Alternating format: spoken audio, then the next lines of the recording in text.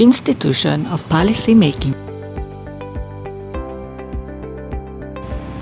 Reporters' objectives are to define what is policy-making institution, the impact of policy-making institution, and the policy implementation of policy-making institution. What is the policy-making institution? Policy-making institutions are the branches of the government charged with taking an action on political issues. There are four members in making of policy making: the executives, the legislatives, bureaucracies, and the judicial system.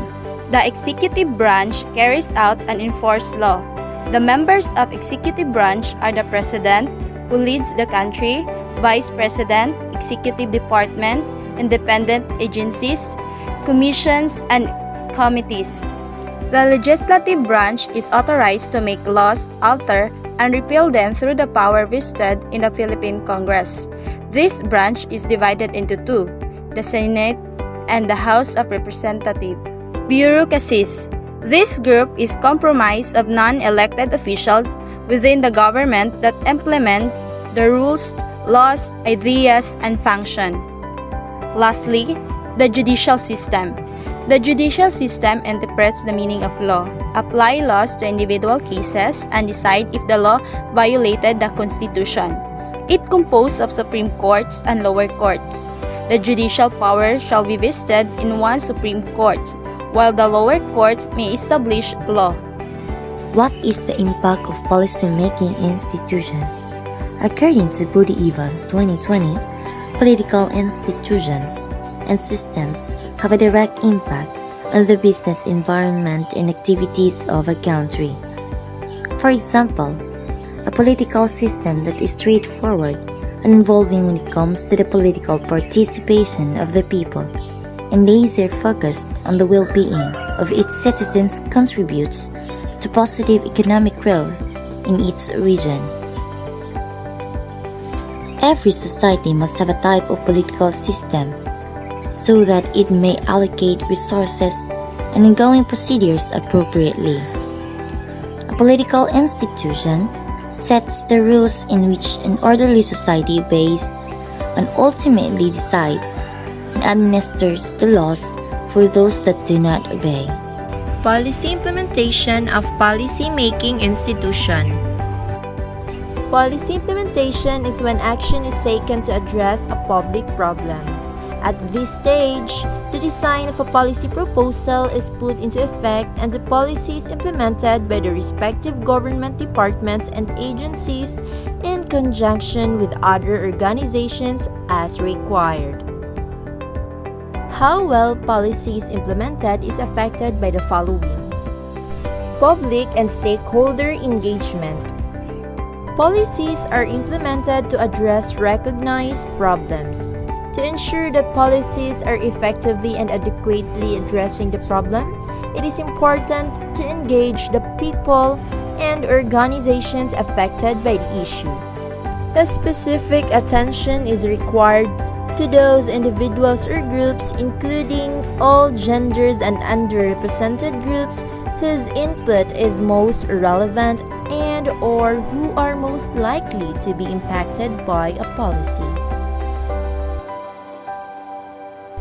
Government's strategic directions.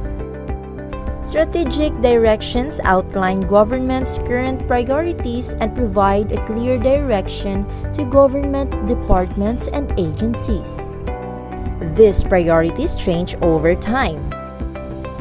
It is important to ensure that a proposed policy is aligned with these strategic directions prior to implementation.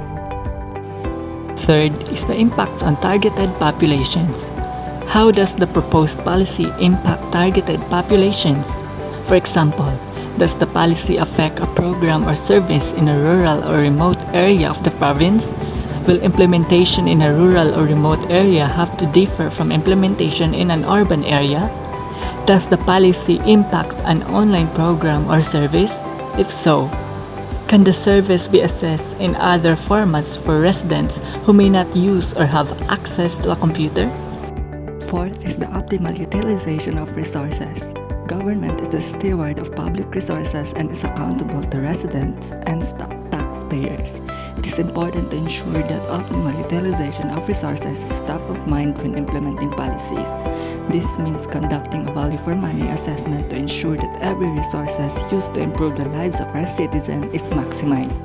It also means consideration must be given to the economic burden or relief that implementation of a given policy action will pose on individuals, households, businesses, and other organizations. Lastly, continuous improvement. Continuous improvement reduces steps in the process to improve services and shorten timelines for government programs and support. These improvements can happen over time or all at once. Continuous improvement also builds a work culture that encourages employees to share their ideas for improvement. These changes not only improve customer and employee experiences, but they also can share lower costs and lead time. When implementing policies, it is important to ensure continuous improvement principles are considered. During this policy implementation stage, engagement can help focus on how things are going in the implementation of the policy. For example, engagement can help determine if the policy has any positive or negative unintended consequences. This engagement may include a roundtable discussion with or an online questionnaire for stakeholders and clients affected by the policy to gather feedback on how the policy has impacted the society as well as the public and private organizations.